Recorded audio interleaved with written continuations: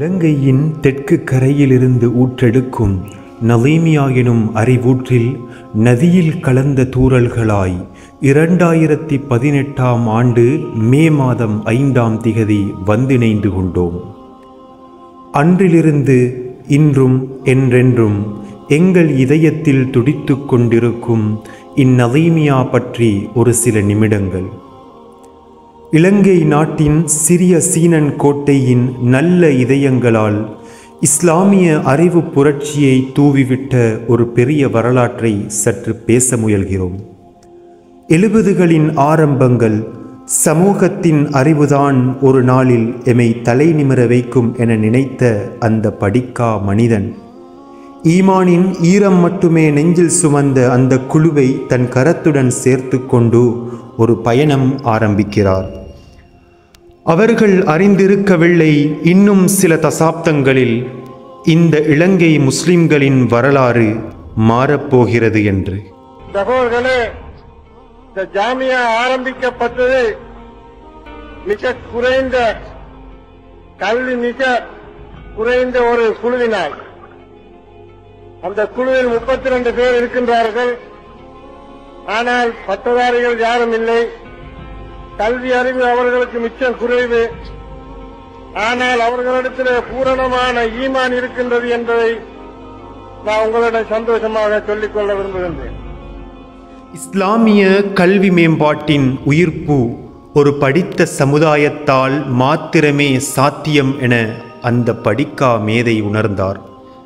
தேசங்கள் கடந்தார். செல்வத்தின் திமிர் கடுகளவும் உள்ளத்தில் கொள்ளாமல் அறிஞர்களை அரவணைத்தார். உலமாக்களை உள்வாங்கினார். துறைசார் வல்லுநர்களுடன் கரம் கோர்த்தார்.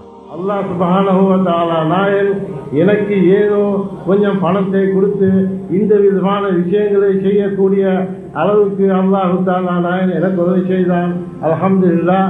அதோடு அந்த உதவிக்கு உங்கள் எல்லோருடைய ஒத்துழைப்பும், உங்களுடைய பொருள் உதவி, உங்களுடைய உடல் உதவி, உங்களுடைய பேச்சுதவி அத்தனையும் சேர்ந்து இன்று அல்லாஹ்வுடைய கிருபையினால் இந்த ஜாமியா உருவாக்கப்பட்டது.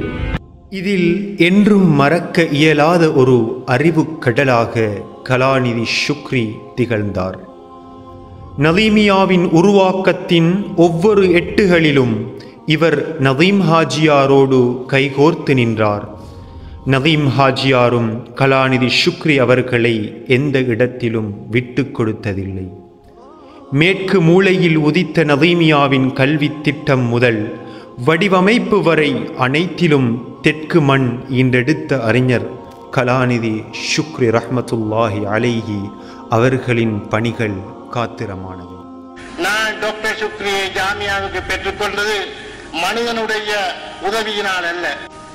நான் எத்தனையோ தனம் கௌபாவை சுத்தி கேட்டிருக்கிறேன்.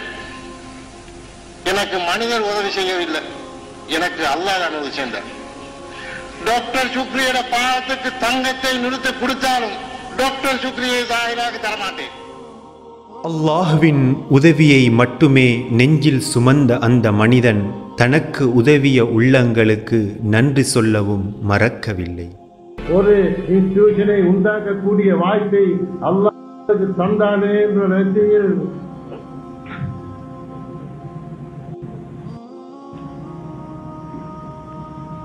அல்ஹம்துலில்லாஹ். அல்லாஹ்வுக்கு எல்லா புகழும். அல்ஹம்துலில்லாஹ். அல்லாஹ்விடம் வெற்றியை சமர்ப்பித்த அந்த அடியானின் கண்ணீருக்கும் அந்த தழுதழுத்த குரலுக்கும் அல்லாஹ் சிறந்த பதிலொன்றை மறுமையில் தரட்டும். ஆமீன். இந்த இன்ஸ்டிடியூஷனிலே படித்த மாணவர்கள் உலகத்திலே எல்லா பாகங்களிலும் இருக்கிறார்கள். எல்லா யூனிவர்சிட்டியிலும் அமெரிக்காவிலிருந்து, லண்டனிலிருந்து, ஆஸ்திரேலியா இடங்களிலேயும் எங்களுடைய மாணவர்கள் ஒவ்வொரு ஸ்காலர்ஷிப்ல போய் இன்றைக்கு டாக்டரேட் செஞ்சு கொண்டிருக்கின்றார்கள், கொண்டிருக்கின்றார்கள். அந்த அளவுக்கு அல்லாஹ் தஆலா நாயன் எங்களுக்கு இந்த ஜாமியாவை அவ்வளவுக்கு உயர்த்தி தந்திருக்கின்றார். அல்ஹம்துலில்லாஹ். ஹாஜியார் விதைத்த விதை கருவாகி உருவாகி மரமாகி உலகெங்கும் அறிவு கதிர்களை பரப்பியதை பறைசாற்றுவதில் அந்த மனிதனுக்கு எத்தனை ஆனந்தம். சமூகத்தினதும் தேசத்தினதும் வெற்றியை தன் வெற்றியாய் பார்த்த வள்ளல் அல்லவா அவர்? நான் யோசித்தேன், உலகத்துக்கும் ஆகிரத்துக்கும் உதவக்கூடிய இந்த விதமான கல்வியை நாங்கள் ஊற்றினால் அது எங்களுடைய உலகத்தில் சமூகத்துக்கு பிரயோஜனம் உள்ளதாகவும் அவங்களுக்கு ஆகிரத்துக்கு பிரயோஜனம் உள்ளதாகவும் ஆகிவிடும் என்பதை உள்நோக்கத்தோடு நான் யோசித்தேன். இஸ்லாமிய கலைகளின் ஒளியில் அறிவை அழகாய் அகத்தில் வைத்த அடிக்கல்லும் வைத்தார். சமூகத்தில் படர்ந்திருந்த அறியாமையின் திரைச்சீலை மெல்ல நகர ஆரம்பித்தது. ஜாமியா நஸீமியா என்ற மந்திர வேர் இலங்கை திருநாட்டின் தெற்கு மூலையிலிருந்து படர ஆரம்பித்தது. தன்னால் முடிந்ததை தன் ரப்புக்காய் செய்து முடித்துவிட்டு 1000 அழுகை சத்தங்களுக்கு மத்தியில் மனித வெள்ளத்தில் மெதுவாய் நகர்கிறது. அங்கே உயிர்ப்புள்ள துஆக்கள் மட்டுமே அவருக்கு பிரியாவிடை பூக்களாய் தூவப்பட்டன. அவரால் பயனடைந்த ஒவ்வொரு குடும்பமும் ஒவ்வொரு இதயமும் அங்கே கண்ணீர் விட்டது. அழகிய உள்ளத்தின் ஆன்மா முன்மாதிரி மிக்க ஒரு ஆளுமையின் உயிர் அல்லாஹ்வை நோக்கி நகர்கிறது. கடைசியாய் அன்று ஹாஜியார் கண்ட கனவு இன்று நிஜமாக சீனன் கோட்டையில் உதித்த கலாபீடம் இன்று இலங்கை முஸ்லிம்களின் சொத்தாக எங்கள் கைகளில். இதெல்லாம் நான் கேட்கிறதும் பேசுறதும் எனக்கு சொந்தமாகவல்ல. நான் பெறப்படாத பிள்ளைகளுக்காக கல்வியை கற்றோனும் அவர்களும் முஸ்லீம்கள் ஒரு நல்ல கொலை முஸ்லீம்களுக்கு இருக்கின்றது என்று அவர்கள் தலை நிமிர்ந்து இந்த ரோட்டில் நடக்க வேண்டும். முஸ்லீம்கள் தலை நிமிர்ந்து இலங்கையில் வாழ வேண்டும். நாங்கள் ஏன் யாருக்காவது பயப்பட வேண்டும்? நாங்கள் ஏன் யாருக்காவது தலை சாய்க்க வேண்டும்? என்ன காரணம் இருக்கின்றது? தேவையில்லை அவர்களே. யாருக்கும் நீங்கள் பயப்படவும் வேண்டாம், யாருக்கும் தலை சாக்கவும் வேண்டாம். நீங்கள் பயப்படுங்கள் அல்லாஹ்வுக்கு, நீங்கள் தலை சாயுங்கள் அல்லாஹ்வுக்கு. வேறு யாருக்கும் அவர் ரெண்டையும் செய்ய வேண்டாம். இதெல்லாம் நாங்கள் முஸ்லீம்களா ஓடியாருங்க. முஸ்லீம்கள் பயந்த பரம்பராவில் உள்ளவர்கள் அல்ல. முஸ்லீம்கள் பயமற்ற பரம்பரையில் உள்ளவர்கள். கோழைத்தனம் இல்லாமல் வாழுங்கள். சமூகத்தை முன்னேற்ற வேண்டும் என்றால் கோலத்தனத்தை எடுத்து போடுங்கள். உங்களுடைய கல்வியிலே இருக்கக்கூடிய கோலத்தனத்தை முந்தி எரிந்து கிடாவுங்கள்.